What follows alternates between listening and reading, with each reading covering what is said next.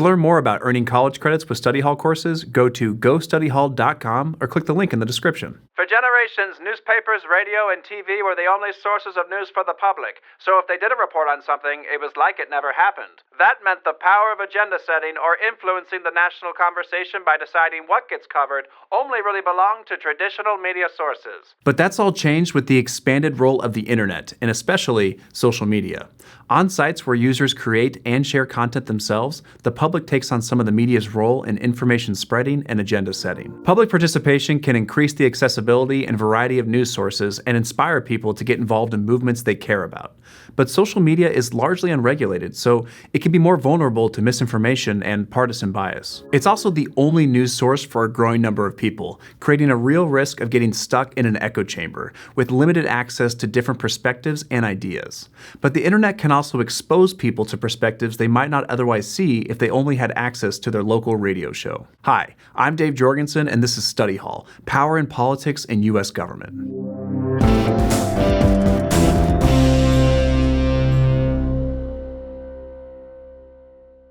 Nowadays, most people get their news from a variety of sources. You can watch TV, scroll through Twitter, X, read online articles, or listen to a podcast. But even though we have lots of options now, it hasn't always been that way.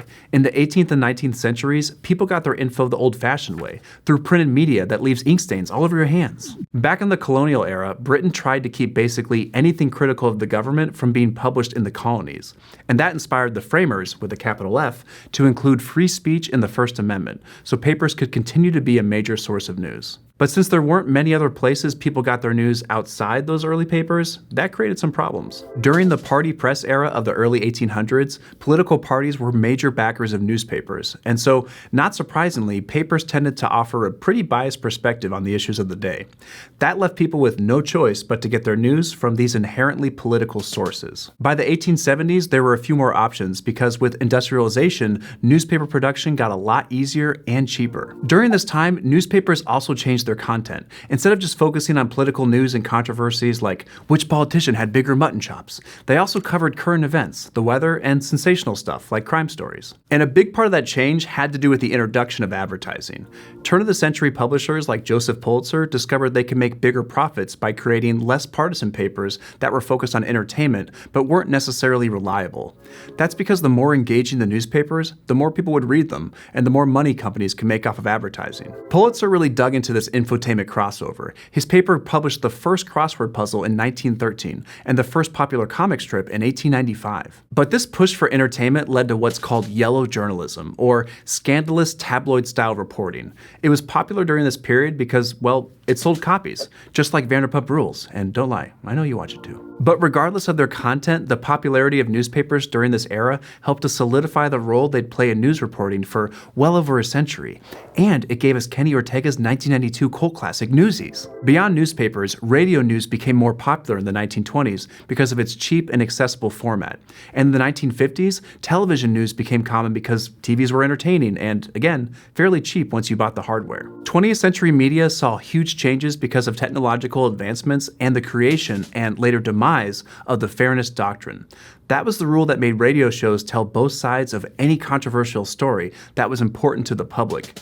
Then, the 21st century saw the spread of the internet and social media, letting anyone communicate with anybody else across the state, country, or world. And social media doesn't just keep people up to date on current events, or that friend you met in the Vanderpump subreddit 5 years ago.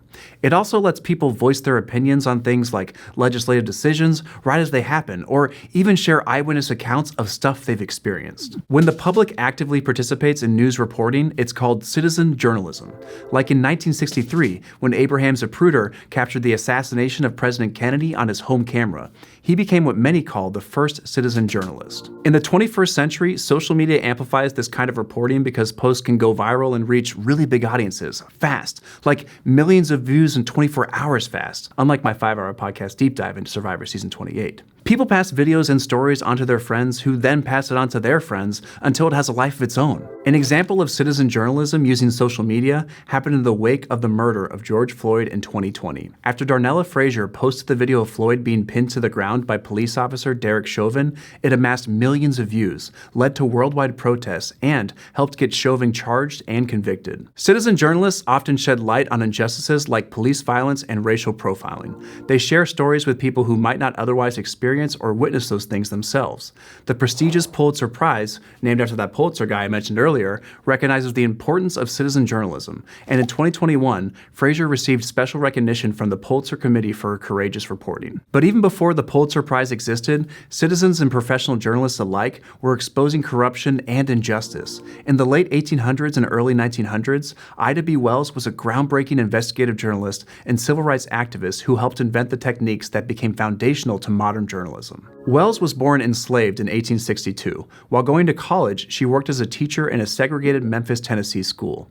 But she was fired after writing a few articles that criticized the school's conditions. By the early 1890s, Wells was working full-time as a journalist. She traveled the southern states searching through records, collecting testimonies, and conducting interviews with families that were affected by lynchings or extrajudicial murders committed by mobs. White people used lynchings to intimidate and assert their social and political power over black people throughout the South. Wells understood the risks that came with speaking out against these acts of violence, and she initially published under a pseudonym to try to reduce those risks. Her research showed that there were 728 lynchings between 1884 and 1892, and that white men usually killed black men in response to simple disputes, or because the target was a successful business owner, not because of violent or predatory behavior like was usually reported in mainstream sources. But some of her articles had enraged the white residents of Memphis, who destroyed that paper that she co-owned and edited, the Memphis Free Press and Headlight. Wells was safely in New York at the time, and from that point on, she stayed in the North. But she continued her anti-lynching journalistic work and became a staunch supporter of women getting the right to vote. Wells spent her life encouraging the political participation of all people, rather than just a small subset of society. She targeted different audiences with her work, from black communities in the South to white communities in the North to people abroad. Her legacy shows the importance of humanizing victims of injustice, just as Darnella Fraser's citizen journalism did in 2020. But while social media has helped to connect way more people than was possible in the past, having a world of information at our fingertips can sometimes complicate our ability to separate fact from fiction, and things are further complicated when money gets involved. The fact that social media isn't super regulated means that there are a lot of opportunities for people to spread divisive and sometimes inaccurate information. People with large followings on social media called influencers have a powerful impact or influence on their followers, who can pay close attention to what they say and do. Some influencers use their platform to promote supplements and energy drinks or whatever's trending that month, but other influencers politicize their platform to garner more clicks, which leads to more money for themselves. For example, social media gives an outlet to conspiracy groups like QAnon, which spreads unfounded claims about political officials and events. You might recognize QAnon from that pizza place in DC, which has a lovely pizza, by the way, and no basement. Other people like Ben Shapiro and Cenk Uygur started out at more or less mainstream outlets, but they made names for themselves by promoting provocative takes on political issues. Social media tends to give more extreme rhetoric an advantage in an oversaturated environment like the internet. But don't think individual influencers are the only reason why the US is so polarized. Polarization didn't just start on Facebook with your uncle. It started with those early political newspapers in the party press era talking smack about opposition politicians' mutton chops, and continued with the radio before coming to TV. And honestly, a handful of billionaires own pretty much all of our media companies, including social media platforms, major TV shows, and newspapers. So it's the elite who decide what's allowed to be discussed and shared and what isn't. Just like back in the day. The goal of media production companies is to make money, so none of this is new. But recent developments in media have complicated our democratic ideal of free press. As of 2022, about half of the US thinks the national news is deliberately trying to mislead them. And as people lose faith and turn to the individual voices of influencers, the press loses its ability to affect public opinion. This can affect the reliable and unbiased nature of the press as an institution, which challenges its stability and the United States democracy. Free press is vital because it informs the public who can then actively participate in politics. But now, independent and non-biased news outlets are competing with partisan outlets in addition to individuals who exploit these areas of political contention to gain views and sell their hair loss crystals. It really works, though.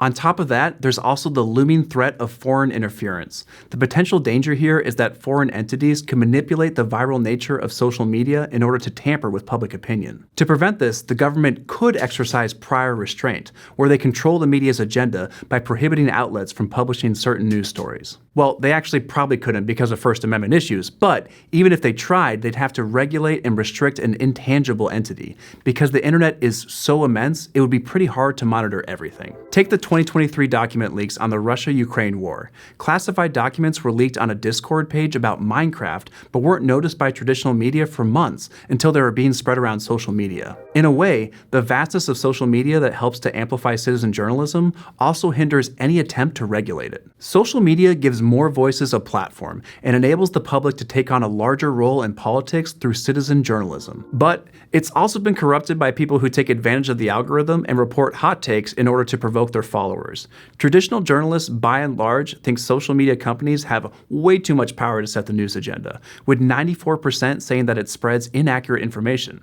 And that's why I work at the Washington Post. And while social media isn't exactly the source of political polarization, it does make it worse. The media's role in informing citizens of important news and shaping public opinion will undoubtedly change as people become more dependent on social media for their news.